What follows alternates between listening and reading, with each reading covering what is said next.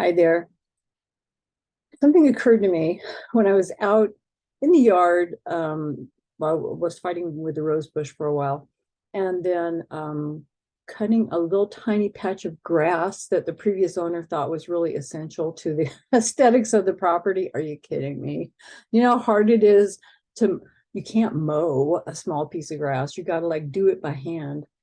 Anyway, long story short, I'm out there and I'm finishing and I'm looking at it and I'm like, good enough. And I realized as I sat there, I kind of sat back and I thought, yeah, it's not perfect, but it's good enough. I mean, if the neighbors are so neurotic that they're going to come over and look at my mode job and tell me that that's not perfect, well, they got more problems than I ever could have imagined. Good enough. And I realize I say that a lot at the end of my jobs. It's like, counsel, are you ordering a transcript at this time? Or are you ordering it, whatever your jurisdiction tells you, you can say you're ordering a copy, you're ordering a transcript. We don't say copy in California because that implies sales tax. Are you ordering a transcript at this time? Yes or no. Whatever they answer me, I'm writing it down in my transcript. And the last thing I say is good enough. Thank you, counsel. And I realize I've been saying that kind of unconsciously for a very long time. Wow. I was looking at a transcript the other day and I thought, my God, there's another good enough, good enough, good enough. But it's what I try to tell the students all the time is there is no perfect. There is no perfect. If we had to hit perfect, you'd be having to hit 100% to pass a test. 95, or in California, 97.5 is good enough. It's good enough to get you out of school. Because if you're going for perfect, you're going to die on this earth before you hit it. And a lot of people are stuck in, well, because somebody in their school told them accuracy over speed. God bless them. I know their heart was in the right place. But if you keep aiming only for accuracy, you are going to become very, very, very accurate at a much lower speed than you could be. I'm not accurate. Now, mind you, I've put my garbage in my dictionary and I've worked really hard at trying to carve out those words as I'm writing to give my scopist the very best product possible, because it's not his job to fix my garbage if I'm not doing my job. That's not his job. My job is to give him the best product I would, the product I would want to have handed to me to try to make a transcript out of. Something that's 98%, 99.5% there. And when I'm looking at my translation numbers, and I'm always looking at those little gauges up there, because when my brain sees, oh, yesterday we hit 300 words a minute, we were constantly at 260. And at a break, I told the attorney, I just want to give you a heads up. You talk fast. I know you've had people interrupt you before. I'm not interrupting you as much as some reporters might, because I'm certified at a much higher speed, which is kind of ridiculous. And I told her that. But you've got to understand that you got to breathe, because, maybe you only do depositions and you never go in front of a jury or in court, but people can't understand. In the outside world, people aren't going to be able to understand like what you're saying if you're going that fast and you're letting the witness clip you off because they know where they're going, even if you'd have admonished them not to. So I just wanted to let you know you have a competent reporter. It's not that I'm afraid to interrupt you. It's that I'm getting it, but I'm only getting it because I'm certified way beyond what California standards are. And I explained that to her a little bit, that you're going to get a certified reporter that's competent to do their job. Good enough. I didn't tell her that. I'm telling you that. Start changing up the words that you hear yourself saying to yourself regularly. Because I swear to you, I went through probably, well, because it was a bad marriage and a hard time in my life, but I probably went through 10 solid years where I'd spin around, something would occur to me, and my mouth, my brain would say, I don't know, I don't know, I don't know, I don't know, I don't know, I don't know.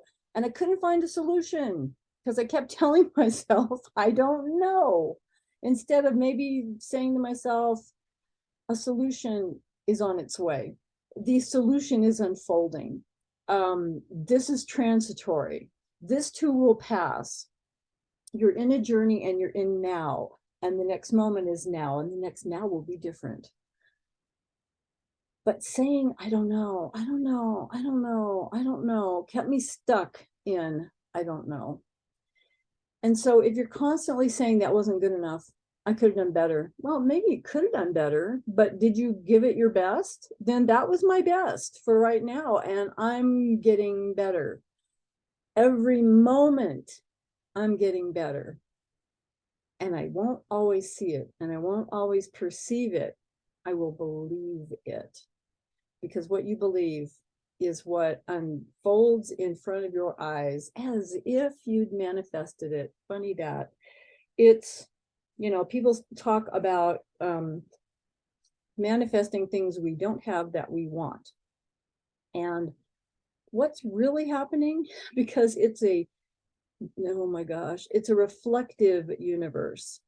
It's a numeric universe. It's a mathematical universe. Many of them are. And to tell yourself that the words coming out of your mouth are powerful. I think it's Nikola Tesla who says, to truly understand the universe, you must understand that it's energy, frequency, and oh my God, what's the other one? I've lost it. Energy, frequency, and vibration.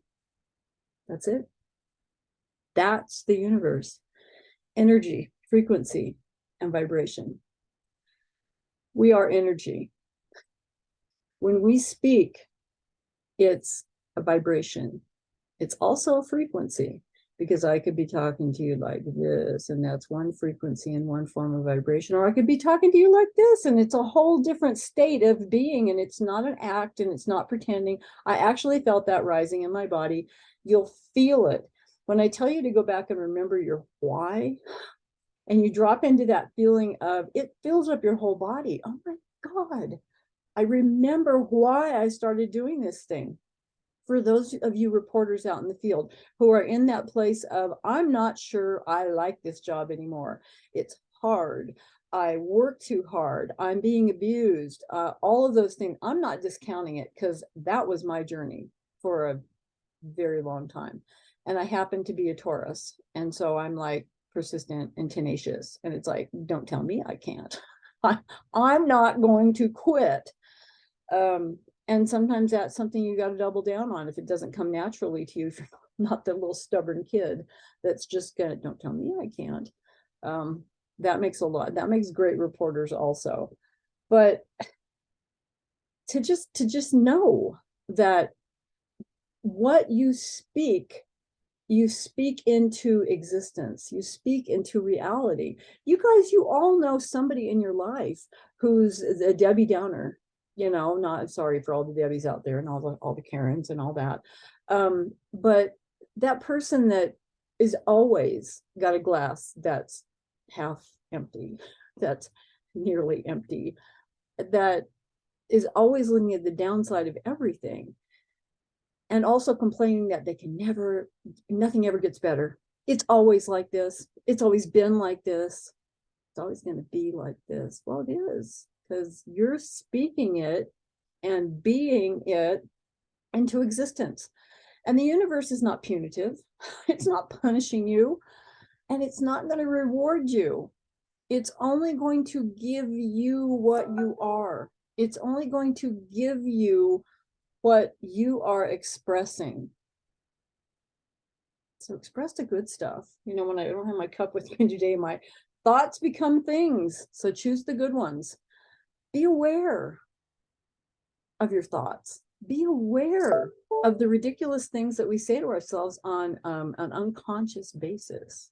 Oh God, I'm so stupid. Oh my God, I can't believe that. You forgot your keys again. Oh my God, I forgot to do that thing. I mean, we do it all day long. We do it all day long. Or you're sitting there and you ask, why do I always get the stupid attorneys? The stupid, fast attorney, the rude, stupid, fast attorney. Why do I always get them? and you're asking the universe, why? I don't know. Let me go find out how I can find you more, because you're asking why. Or how can it be that I'm the one that always gets the crappy jobs? How can it be? And there's a part of you that will go find out how and give you more of it, because it's what you're speaking into existence. And I know this stuff sounds stupid, because when the first person told me, Carrie, you're doing this to yourself, I thought, well, that's the biggest pile of bullshit I've ever heard. How could that be? How could that be? I just figured I was being punished. Maybe I had lifetimes that I had a lot of karma I had to burn off, or something that was out of my control, but bad stuff was happening because I was the victim. But I grew up in an environment where I was the victim. I truly was. And so that was kind of instilled in me. And that was part of my journey, to realize that, okay, so I was born into that situation. At what point do I decide I want to get out of that situation and not be the thing I'm so used to being? To look at other people and become educated and become aware and see things in a different way, so that I become empowered instead of victimized. And I didn't understand that even in my working world, I was still being the victim. And I'd get angry. How come I'm working in this agency and I've been there longer than a lot of them? And I was a damn good reporter. I had my RMR, I had all my LMNOPs. And yet I work, it was, and it's a throw of the dice. It's a crapshoot. You can think you're going to jump on a really good job, and then you'll get a 15-minute witness.